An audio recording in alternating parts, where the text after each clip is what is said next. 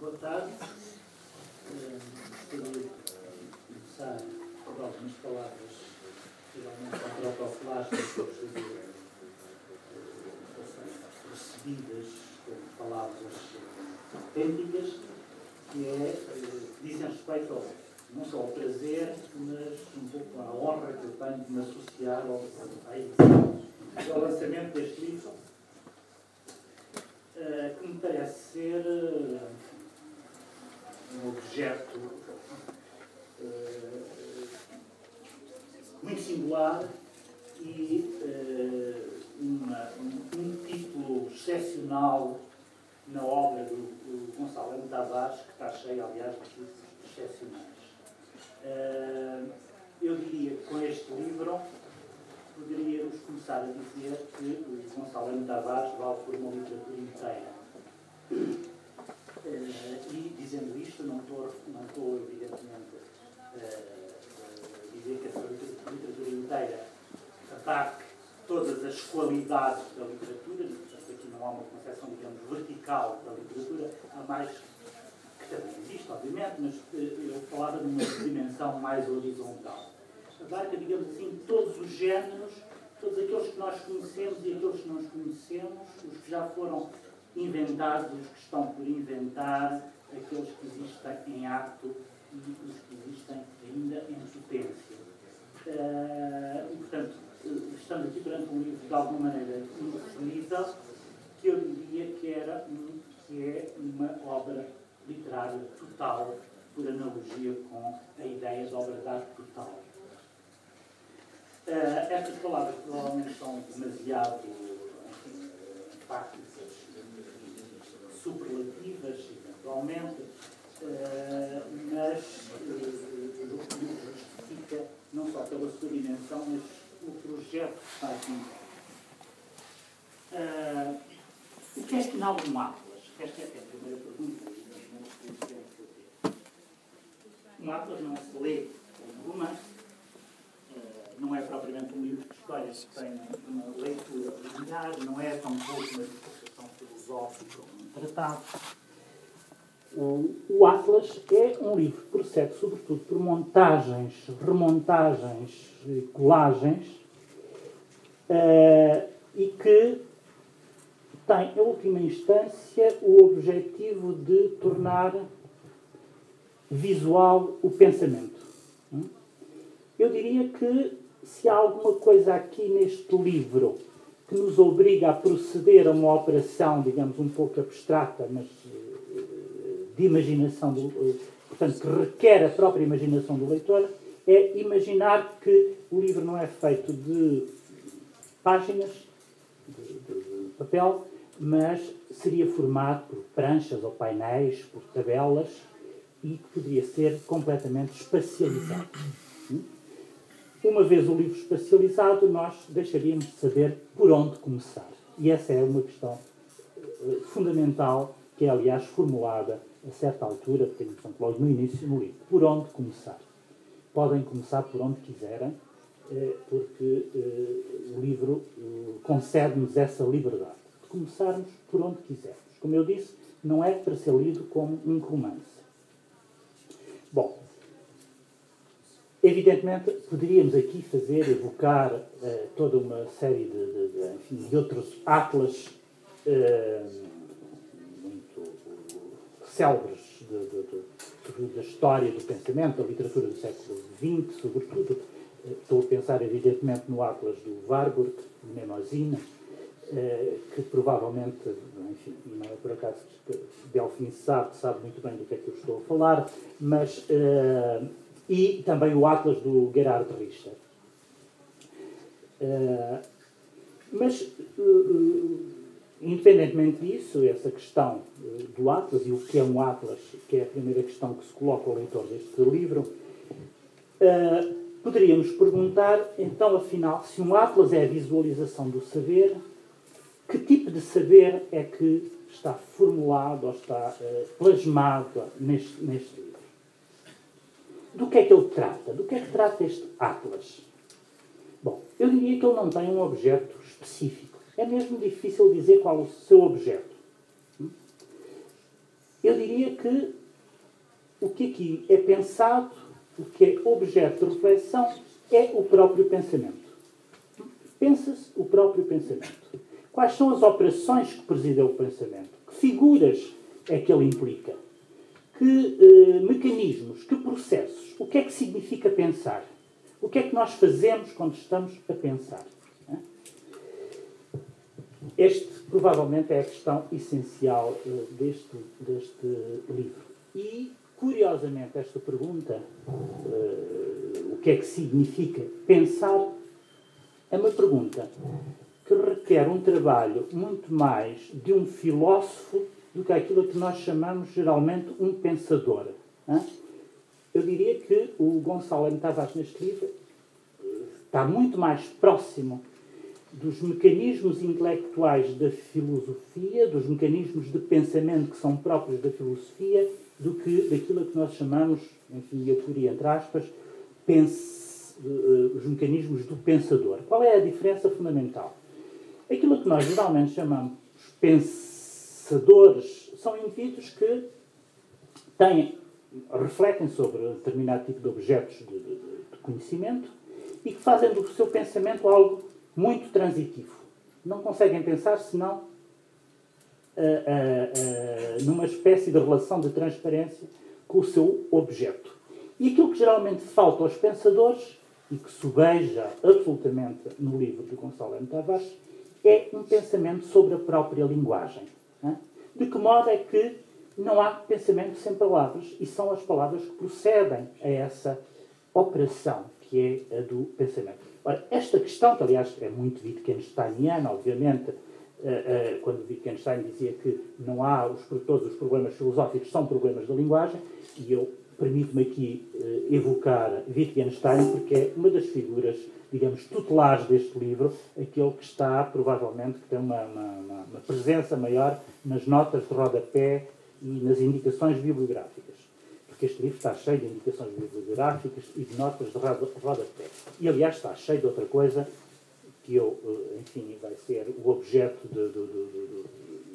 do Delfim, mas eu não poderei deixar de dizer também que provavelmente este livro não seria um atlas, ou melhor, dificilmente nós o entenderíamos da mesma maneira como o atlas se não fosse o trabalho dos especialistas que vai, digamos, vai atravessando o livro do princípio ao fim, o trabalho visual de imagens que vão sendo aqui justapostas, e que é um trabalho que eu acho absolutamente espantoso e que está perfeitamente à altura do livro.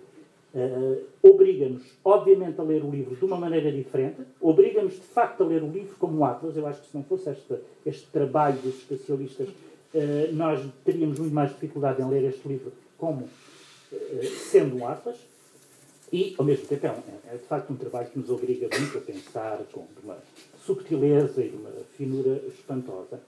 E, portanto, aqui, digamos, o trabalho destes outros autores do livro não pode ser colocado, não pode ser menosprezado nem subestimado. Bom, mas posto isto, portanto, trata-se de um atlas muito especial, trata-se de um atlas que tem sobretudo como objeto o pensamento e o que significa pensar, e trata-se também de pensar a partir da linguagem, o pensamento como problema da própria linguagem.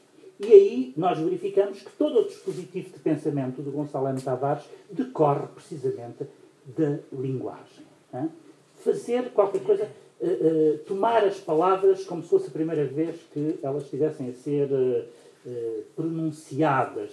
Tudo pode ser, qualquer palavra pode ser objeto de uma interrogação. O que, aliás, é a atitude filosófica por excelência, é o espanto. No princípio está o espanto. Sentir-se espantado perante qualquer coisa. As coisas mais comuns. Aquilo que passa por nós e que já não é objeto de interrogação porque se tornou demasiado comum. Deste modo, aquilo que nós vamos assistir neste livro é, por um lado, a este movimento reflexivo, de reflexão. E quando digo reflexão, é num duplo sentido. Reflexão como exercício do pensamento e, ao mesmo tempo, no sentido de reflexividade. Não é? A introdução de um segundo nível. O pensamento que pensa sobre si próprio. O eu que pensa sobre si próprio.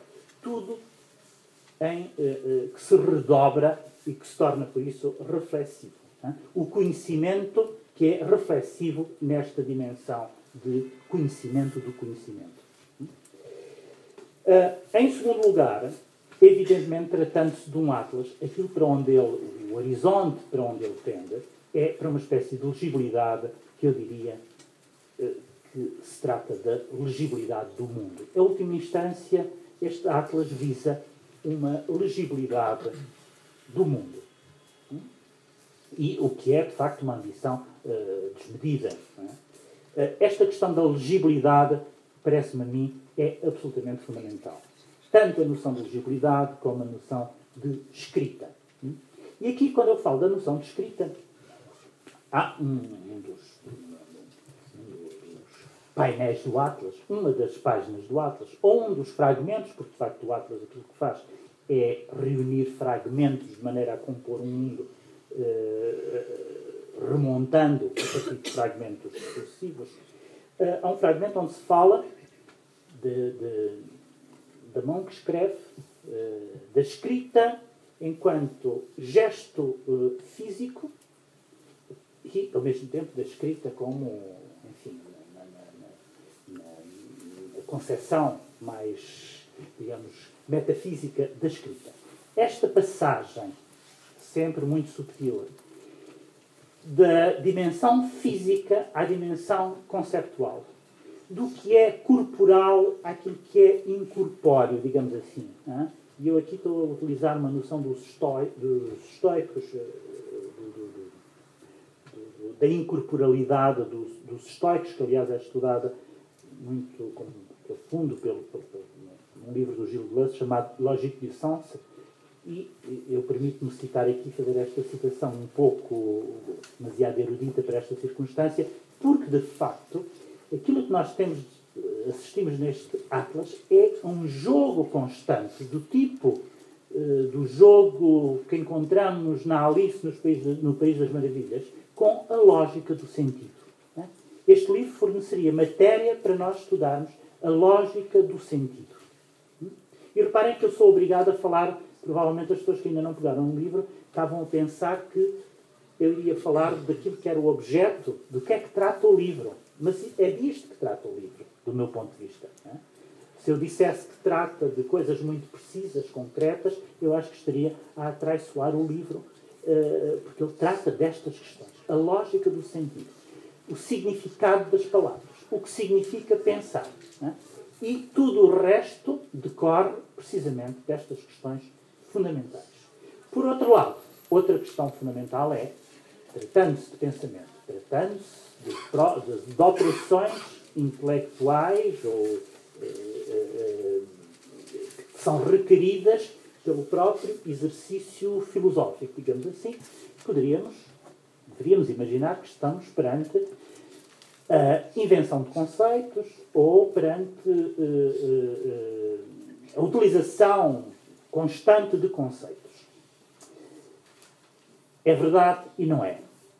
É verdade que o pensamento aqui tem muito de conceptual, mas também é verdade que há muitas palavras comuns que são transformadas em conceitos. Isso por um lado. Portanto, há uma espécie de transposição conceptual ou de um devir conceptual de determinado tipo de palavras que não têm esse valor conceptual, e isso é um dos exercícios de pensamento fundamentais neste livro, mas, por outro lado, há também o apelo a um pensamento não conceptual, digamos, a uma inconceptualidade.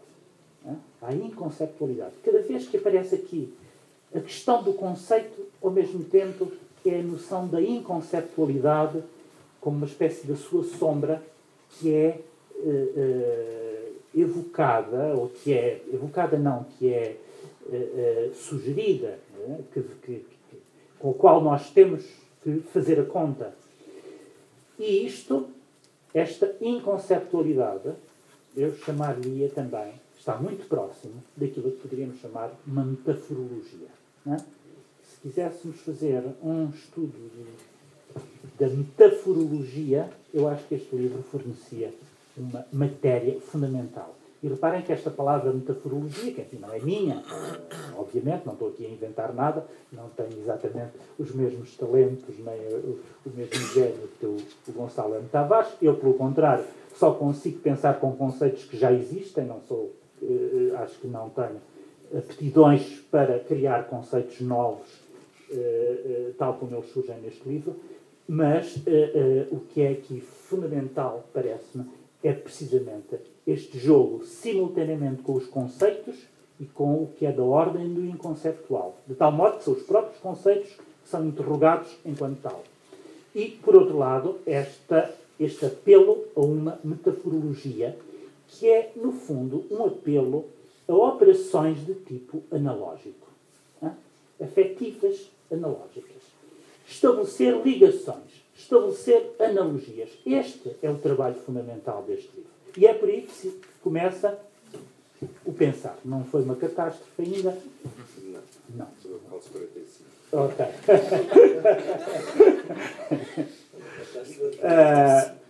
E, portanto, para terminar, eu diria que, de facto, aqui, digamos, essa fuga ao conceito, mas, ao mesmo tempo, a entrada nele, ou a entrada em novos conceitos, passa precisamente por estes mecanismos da analogia e do estabelecimento de ligações.